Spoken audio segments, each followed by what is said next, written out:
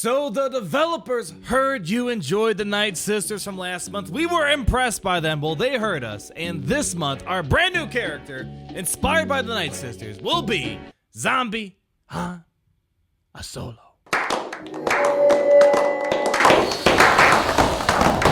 Of course, I'm just kidding. Got him. Got him. I know that's a 3-month-old joke now, but today it's no joke indeed. We got some really cool stuff coming our way, dark side related. Hallelujah.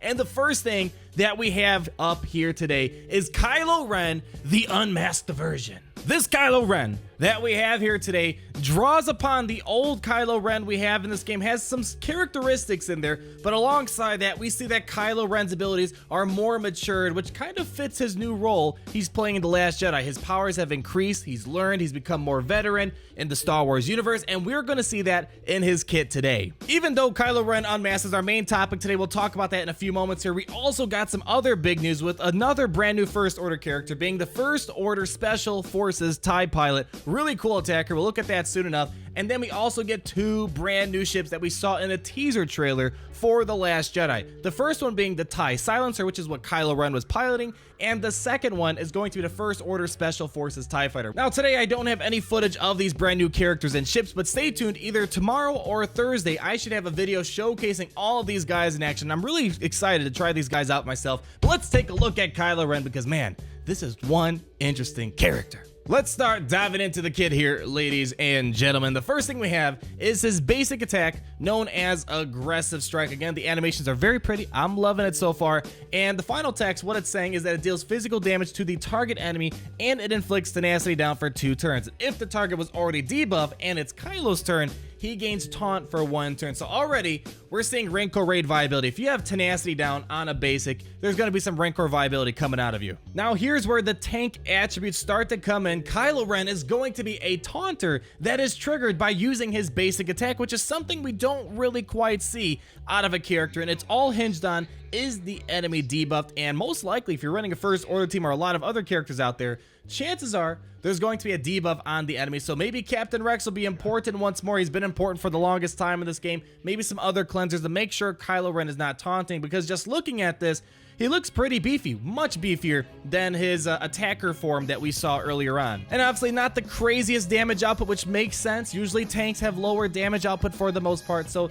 that for the most part makes sense. Let's get moving on to the next thing, and we have Halt, and this is something that we really wanted to see in the Kylo Ren rework from the first version we have, and now we got it here. If you remember from the first the Force Awakens movie, we got Kylo Ren to just stun Poe, made him halt in place. They brought that capability in this game, and it's really cool. So the first thing that's actually cool is it dispels all buffs on the target enemies. So right there, we have a buff stripper, a lot of capabilities right there that we can use, and you stun them for 1 turn. So if the enemy happens to have tenacity up from Captain Rex, well, Kylo Ren, he'll just suck that buff right off of them and apply stun for 2 turns, and that is a long time to be stunned. And here we go again, another taunt triggering ability that is attacking the enemy at the same time with the debuff. Kylo Ren's gonna recover 10% health when he uses this ability, and he taunts for 1 turn. And the cool thing is, this attack cannot be evaded or resisted, and when you have both of those terms combined, this is a guaranteed stun.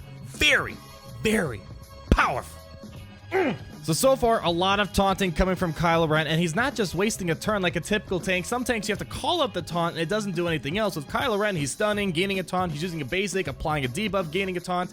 A lot of stuff right here, and let's check out the third ability. And now with this ability, Focused Rage, we're starting to see some of the characteristics from the first Kylo Ren we got in this game. Let's go ahead and read it together right now. Deal physical damage to a target enemy and recover health equal to the damage dealt. Ding, ding, ding. That sounds like Kylo Ren Zeta on his Outrage ability. And if the target is stunned, you deal double damage. And this has a cooldown of 3, which isn't too high. Now, when we look at the damage output here on a non-critical hit, of course, we don't know what the mods are yet, but he's doing 10,000 damage on a non-critical hit, so that means when he gets a critical hit, it's going to be a lot more. So he's going to do some decent damage on this ability, assuming that the enemy is stunned, and the recover health equal to the damage dealt is screaming Kylo Ren's Outrage. If you gave him the Zeta on that ability, he would gain protection equal to the damage he's dealing. So for a tank getting a big health revive, look at that. He got 11,000 health on that attack.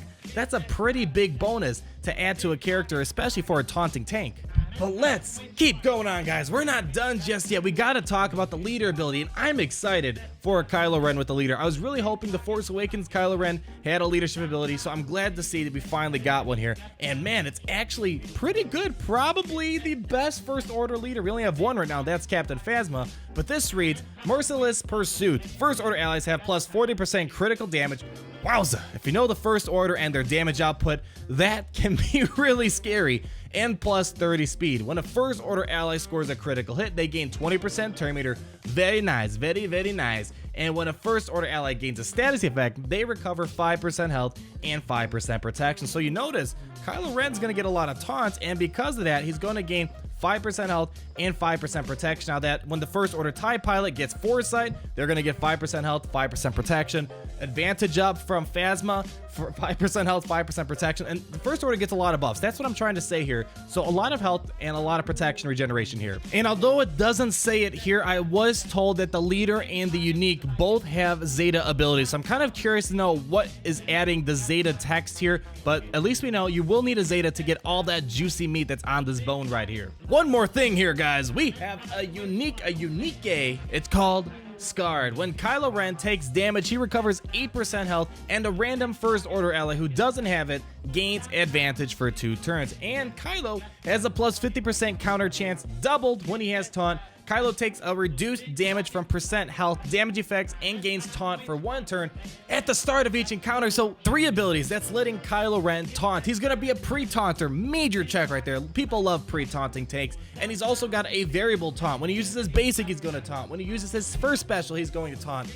A lot of taunts going to be happening left and right with this character. Now they're making this something really deadly. If you can't use damage over time or death mark to knock down Kylo Ren really fast, he's going to be extremely durable. That's without any questions right there. So man, I'm really excited for this. This character, he can counterattack, and when he counterattacks, he's going to gain taunt most likely if the enemy has a debuff. A lot of health regeneration, reduced percent health damage effects.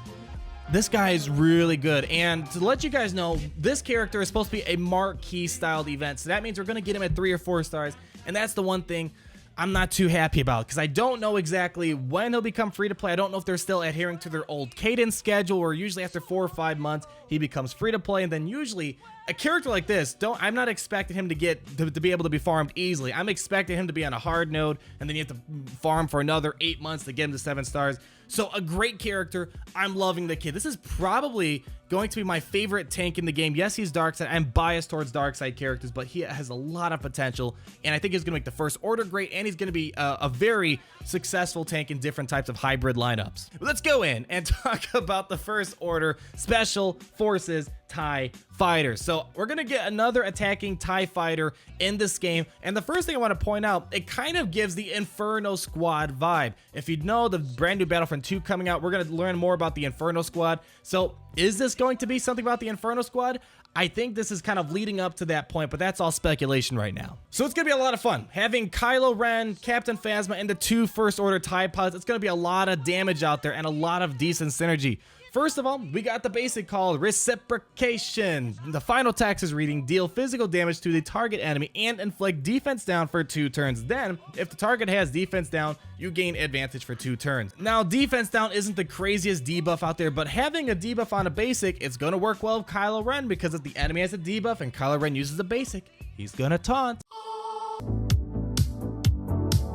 Now, Drumfire. We have a special ability on this character. It's kind of interesting. It deals special damage to all enemies and inflicts defense down for 2 turns on a critically hit enemy. And the cool thing is, First Order allies will gain speed up for 2 turns when he uses that ability. So paired with Kylo Ren's new leadership, the speed up plus the plus 30 speed from Kylo Ren's leadership, First Order might be a pretty speedy faction now. And then we have a second special here called Oppressive Burst. Now, you deal special damage to a target enemy, and you get to call in another ally to assist. And if the target ally is first order, they gain advantage for 2 turns, and they get to stun the target enemy for 1 turn. Now, I kind of wish in this example they instead called Kylo Ren to assist on Lando, because Lando already has a debuff. And if you know Kylo Ren's kit that we just read off, when Kylo Ren attacks a debuffed enemy, he's going to gain taunt for 1 turn, plus he's gaining the stun from this Oppressive Burst ability. So this brand new character is also going to be a marquee styled event, just like the Unmasked Kylo Ren, meaning you're probably going to get him at 3 or 4 stars, and he's going to hopefully follow the cadence schedule.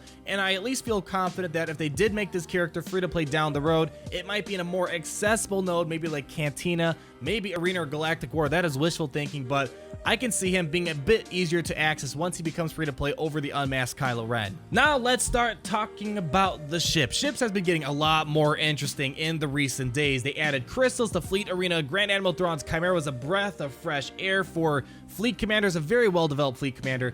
And Kylo Ren's TIE Silencer will probably be the most powerful attacking ship we have in the game, and I'll explain why. It's really crazy. It's going to be an attacker style of ship. So firstly, we have the basic on the TIE Silencer known as Disruptive Advance. You deal physical damage to the target enemy, and you get to stun them for 1 turn if they have more than 50% turn meter. Wow, talk about a stopper for the enemy right there. Otherwise, he gains advantage for 2 turns. A stun on a basic?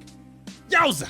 That's crazy. That's going to be pretty good. And on top of that, it's a pretty decent basic attack in terms of damage. Wow, this is going to be a very powerful attack. So if an enemy's getting close to that 100% turn meter, they're at 99% turn meter. Well, guess what? Kylo Ren's just going to stop them in their tracks. That is really powerful right there. And we got a special ability, so I'm glad this isn't an overcomplicated kit. One thing, ships have some complicated kits, and sometimes the AI doesn't know how to use them. It's really hard to mess this up. The special here is called Overwhelming Advantage. It deals physical damage to the target enemy, and if the TIE Silencer has advantage, probably coming from his basic attack, this attack deals 75% more damage, and if this attack defeats an enemy, he gains 20% turn meter and foresight for 2 turns. This is going to be a pretty strong character. The fact that he's getting 75% more damage on a critical hit, that's going to be some huge damage output. Look at that, 47,000 critical damage right there. He had no advantage there. Take that number, multiply it by 75%. That's how much damage this character is going to get, and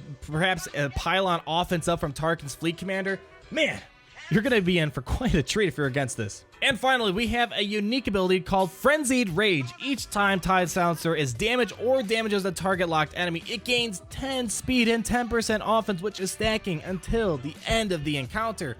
Man, so if you hit 8 target locked enemies or he is damaged 8 times, he's going to gain 160 speed just from adding those 2 numbers up. That is a lot of speed. So this character, he's getting more active in battle. The more the battle is getting intense, he's going to become more active in battle, and the fact that the offense is constantly stacking on each other is going to pair very well with the overwhelming advantage. Oh, one more thing to talk about, guys, and that is the First Order Special Forces TIE Fighter. A lot of stuff being jam-packed in there today. We're getting a lot of stuff heading our way, and if you notice again, it's got that Inferno little signia right there in terms of the little red pinstripe right there. I'm not sure if that indicates Inferno Squad, but I think it kind of has that type of familiarity right there. This is going to be an attacking ship, and the first thing we have is the basic attack known as the LS9.6 laser cannons. It deals physical damage to the target enemy, and if this attack scores a critical hit, you inflict target lock for 2 turns, and this attack has 10% critical chance. So a lot of potential to get a lot of critical hits. If you can ensure you're getting that critical damage dealing attack on the enemy ship,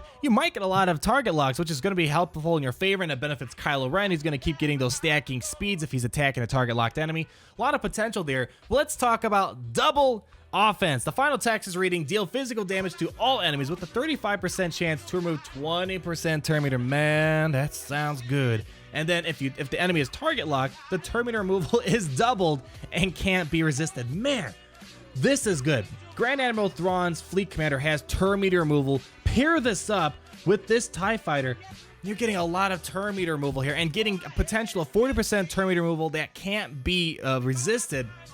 Man, it's gonna be good. This is a good ship. These ships are pretty insane. They're making the old ones look like chump change almost. Last thing we have here, we don't have any unique abilities right here, but we do have a second special known as Concussion Missile. You deal special damage to the target enemy, inflict ability block for 1 turn, and gain 20% turn meter. Additionally, you call a random ally to assist, and if that ally is first order, you grant them advantage for 2 turns, and this attack ignores protection. But that is it, ladies and gentlemen. We got a lot of goodies for the first order, and Kylo Ren Unmasked, man, I just wish he wasn't a marquee event. I was hoping it was something else, but of course the game has to make money, and if, as we always say, with this type of game, if you pay, you get that head start. But I'm hoping he becomes free to play sometime down the road, and something that's a bit accessible. But of course, I'm just dreaming right here. That's something, of course, I want to see, as well as many others. But they're going to be a lot better. I can definitely see Kylo Ren Unmasked being used in Arena for hybrid teams. He has so many taunting capabilities. He's going to be insane. I'm really excited to see him. And First Order might get a lot better. They were kind of a middle of the rung faction. With these two guys, it starts to bump them up a little bit, and I can imagine them adding more First Order characters down the road. General Hux, Snoke, I feel like Captain Phasma Unmasked has to be coming to the game so far, so a lot of opportunities for this faction to continue to get better. But on that bombshell, guys, thank you so much for watching. As I said, even though we're capping the video for today, stay tuned either tomorrow or Thursday. I will have more videos showcasing these brand new characters in Fleet Arena and the normal squad arena. I think there's a lot of potential out there that we're going to start digging up, so make sure you stay tuned and subscribe if you haven't done so already. What are you doing? And if you did enjoy this video, please feel free to leave me a like. But as always, guys,